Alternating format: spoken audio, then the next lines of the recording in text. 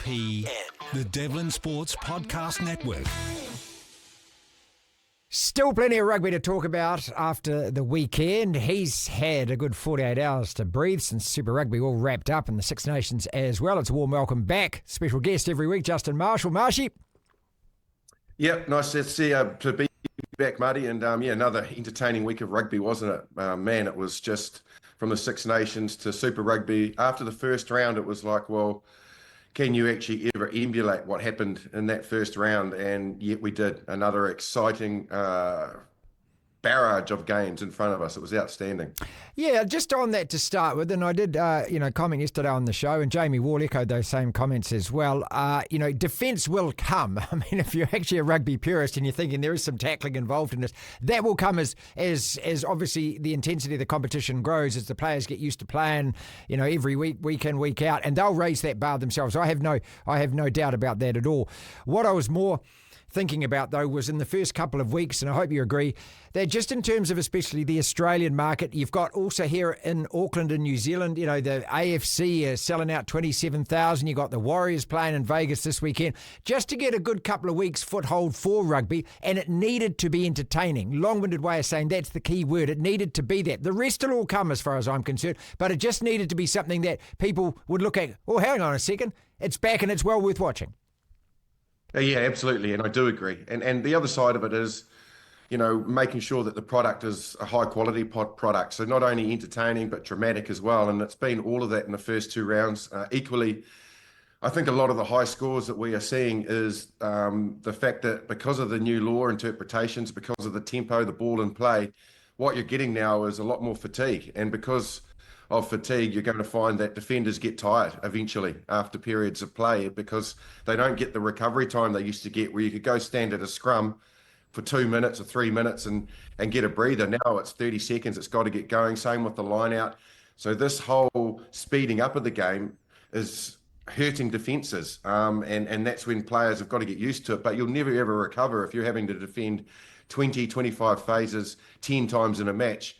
That's just inevitable that you're going to get tired and you're going to fall off tackles. So, yeah, what we've seen has been basically reinforcing what we're trying to do and making an entertaining product, which is the word that you rightly used, for the spectators, because we're seeing lots of razzle-dazzle, lots of scintillating line breaks, 80-metre tries. It's just fantastic for what we want as a product to compete against what you see we have to compete against. All right, let's get down to business then. I started the show by making some bold predictions. The first of being that if the Blues don't beat the Hurricanes this weekend, they're not winning this competition. And I don't say that from an 0-3 perspective, Justin. I just say it that at the start of this competition, you, me, and just about everyone else thought they were impregnable, that they were going to do what they did last year. If they lose 3 in a row, to me, that just opens up that door, that mental thing where every team is looking at them going, hang on a second, you guys aren't that team anymore and you're vulnerable.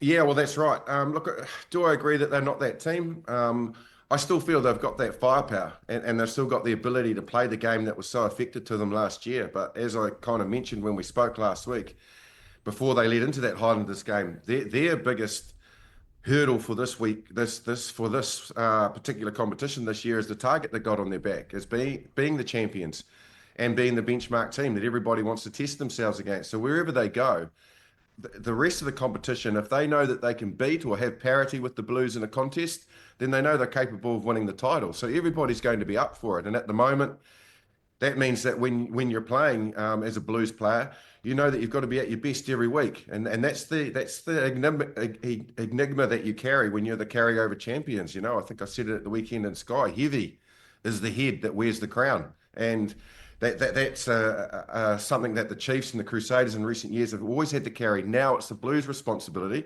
and at the moment, let's be honest, they're falling short of that responsibility. Mate, they're 0-2. They're last on the table. Yeah. No one picked that. They're not going to finish last on the table. We also all know that. But look at that Chiefs team. If this Chiefs team continues this momentum, are they right now head and shoulders way above everyone else?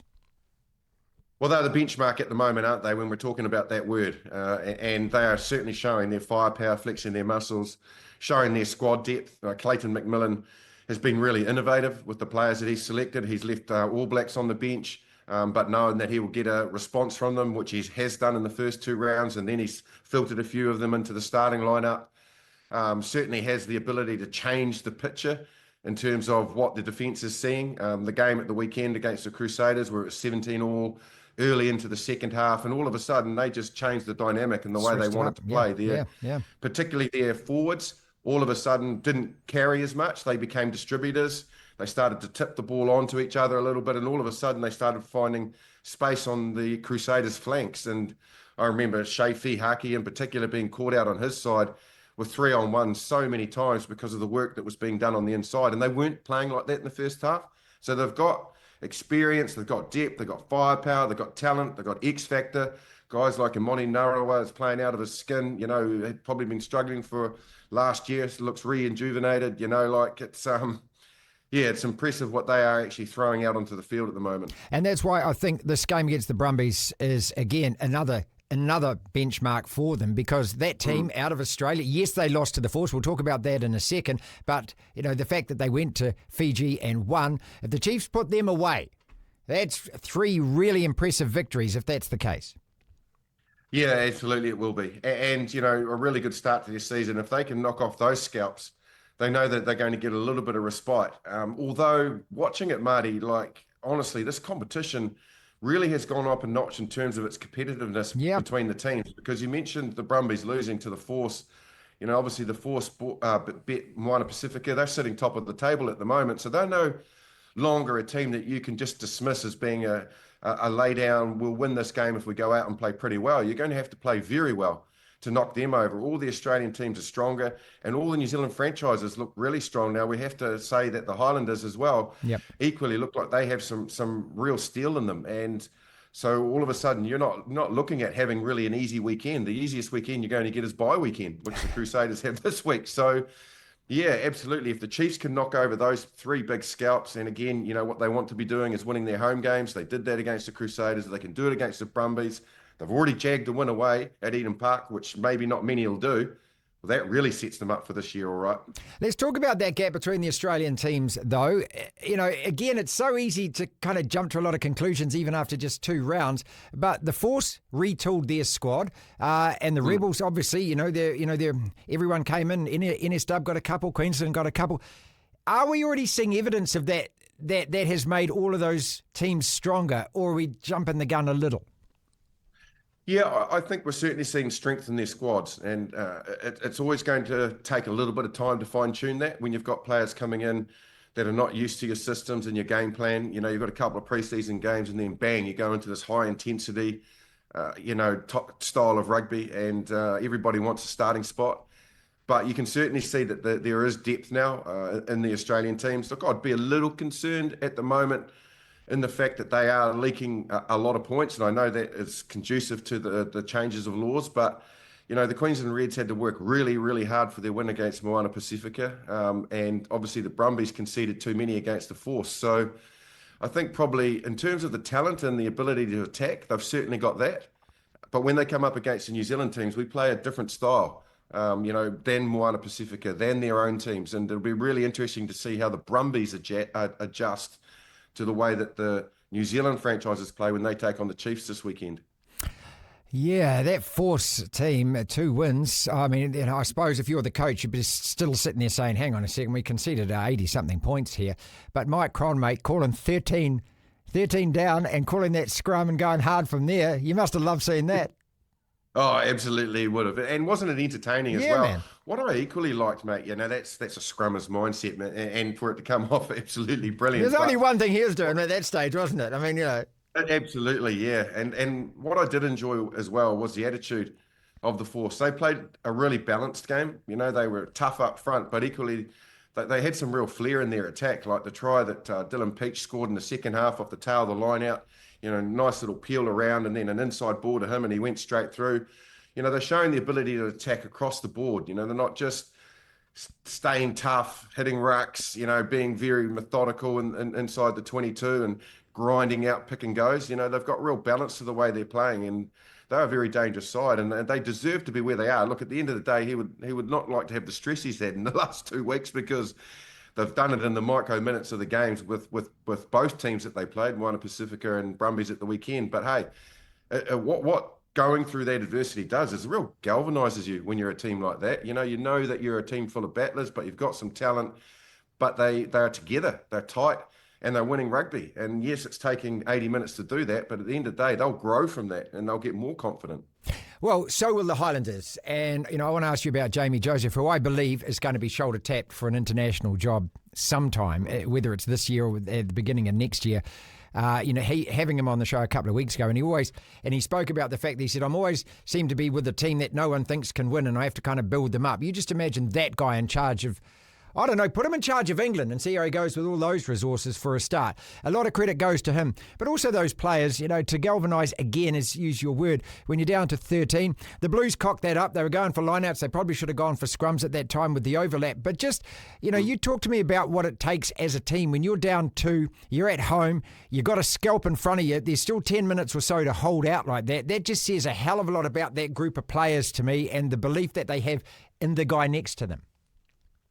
Absolutely, it does. And it's never easy when you're under that type of pressure. You're down 2 men and you've got up against a very good side that are determined to beat you. But I just feel that it was just the flow of the way that the day or the evening went for the Highlanders. It was O Week. There was people in the stadium. There was a real vibe there. You could just feel that the atmosphere was absolutely electric there, and they were the underdogs. And what does bring a crowd into it is when the team that is supposedly not supposed to be winning the game starts winning it, and then all of a sudden the players can feel that energy.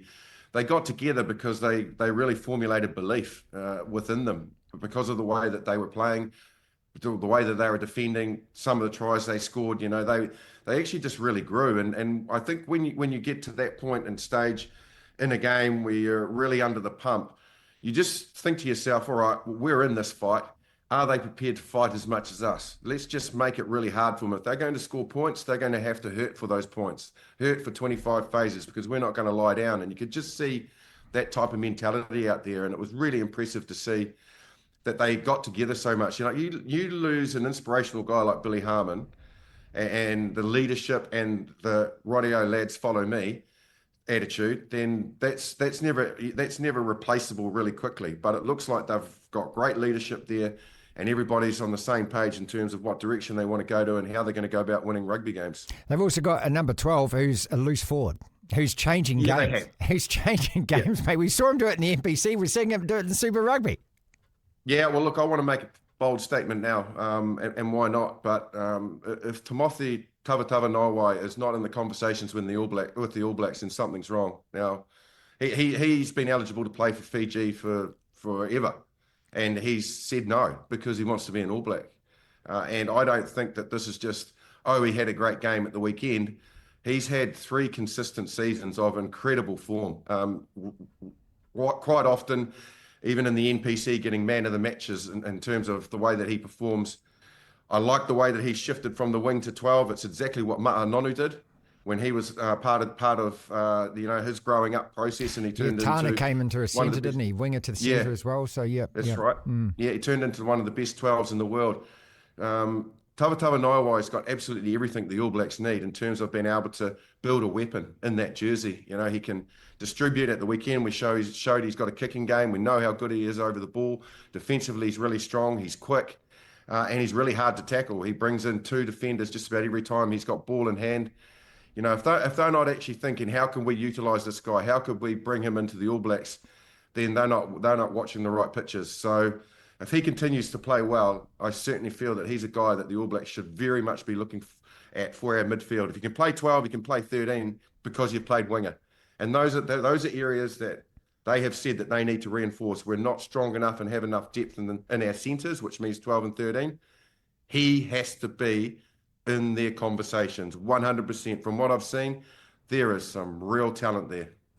We'll wrap it up with the Six Nations, and just before I get you to think about who's going to win that effective grand final between France and Ireland, you were talking about, and I've been loving this as well, the first phase tries and also the backline moves. What Scotland pulled off?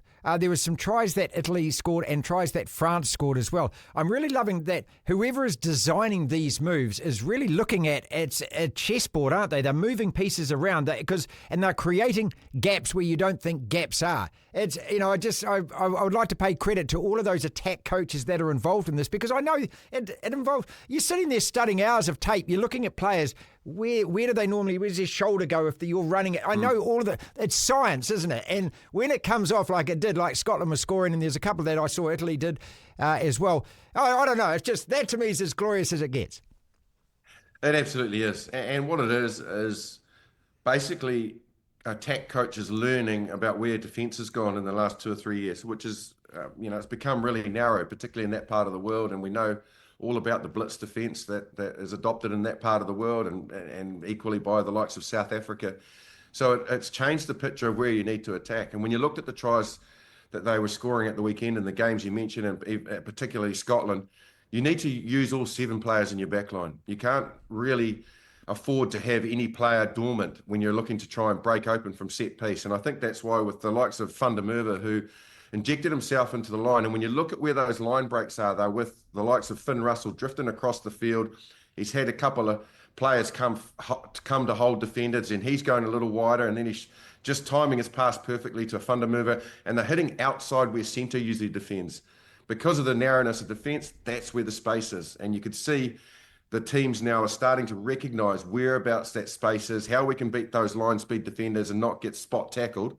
And it's actually starting to make sense to them. And you're right, the way they are attacking in those zones and finding space and getting line breaks, it's really encouraging to see. It's good. I'm hoping we're watching it. Yeah, well, it's just figuring it out, isn't it? It's figuring it out. So who wins the grand final between France after they put on, well, a bloody netball score, a basketball score against Italy, and Ireland weren't as impressive against Wales, but they're still winning every single game. It's in Dublin, which gives to me, if I'm holding a hand of euchre here, I'd say that they got one more trump up their sleeves because of that. But I wouldn't be surprised if France turn them over. No, neither would I. Look, I think probably being a bogey team for France, Italy in recent times, they just went out obviously off the back of a loss and showed how lethal they can be, and they were very impressive. So I think you can probably just dismiss that game as being France bouncing back from a win, being fired up and not taking Italy complacently like they have done in the past and really putting them to the sword. And they're tough nut to crack, Italy, which the All Blacks have experienced recently, and we've seen by them beating sides regularly now in international rugby. So yeah, you'd have to say that France's form is very impressive with all of those factors taken into account. As for Ireland, they tweaked their team a bit against Wales.